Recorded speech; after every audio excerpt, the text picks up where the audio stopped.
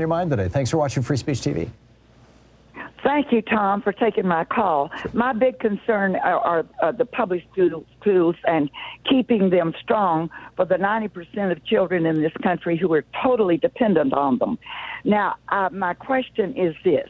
Should tax-paying parents of children under the age of 18 who have their children in public schools K to 12 and who are responsible not only for the physical well-being of those children, but for their behavior, have the right to opt out their children from any instruction in the schools that they feel conflict with the values and standards of their homes. Now, this is just until they're 18, and because once they get past that age and are into college, we're dealing with young adults. Well, we've kind of had this debate in the United States, Mary, since the 1920s when I think his first name was John Scopes, was put on trial for teaching evolution in the schools in, was that Tennessee or Kentucky? And in fact, it was William Jennings Bryan, I think, who tried to prosecute him. And what we ended up concluding, I think, as a nation, even though actually Scopes lost that court case, but more broadly, what we ended up concluding as a nation was if there is something that is true and it's important to know because it has to do with your ability to function in society, then it's entirely appropriate for our schools to teach it, whether it is evolution or whether it's Black history.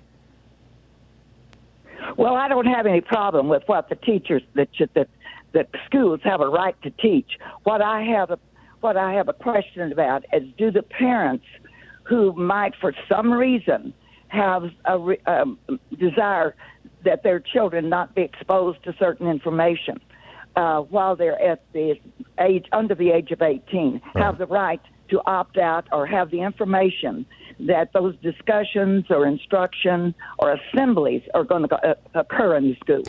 In other words, your question, Mary, is do parents have the right to abuse their children? Basically, do parents have the right to convince their children that the world is flat, that the earth is flat, that evolution doesn't exist, that Black people were never oppressed in the United States, that slavery didn't happen, or if it did, hey, all those slaves were just happy? Do parents have the right to abuse their children? That's the question you're asking, right? No, not abuse, because I think we have a different viewpoint. Don't you think lying to your kids is a form of child abuse? Beg your pardon? Don't you think lying to your children about things that are demonstrably true, like science or history, is a form of child abuse? Lying. No, you're not lying. You are withholding. You're withholding information. I mean, we also had these debates about sex education. It seems to, and one of the things that we know is that kids who are not exposed to sex education are more likely to have venereal diseases and unwanted pregnancies. I mean, you know, again, it's child abuse to withhold that information from children, and we can prove it scientifically. Well, I don't understand why you're supporting child abuse, Mary. That's what baffles me. Why would you support child abuse?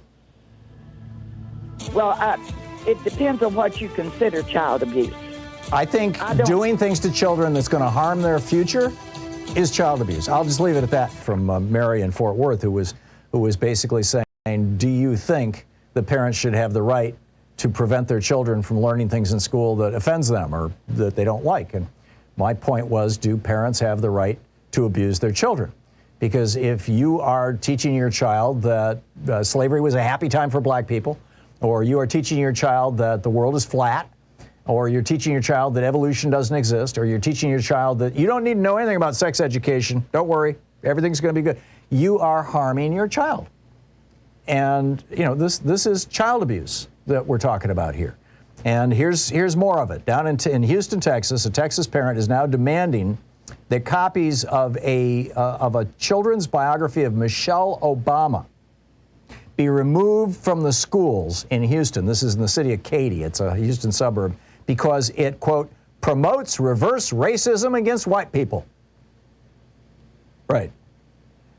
In the Dallas suburb of Prosper, you got parents a parent who wants to ban a children's picture book about the life of Black Olympian Wilma Randolph because it mentions the fact that she faced racism growing up in Tennessee in the 1940s. In Austin, a parent proposed replacing 4 books about racism, including How to Be an Anti-Racist by Ibram Kendi, who's been a guest on this program, with copies of the Bible. This is child abuse. Let's just call it what it is.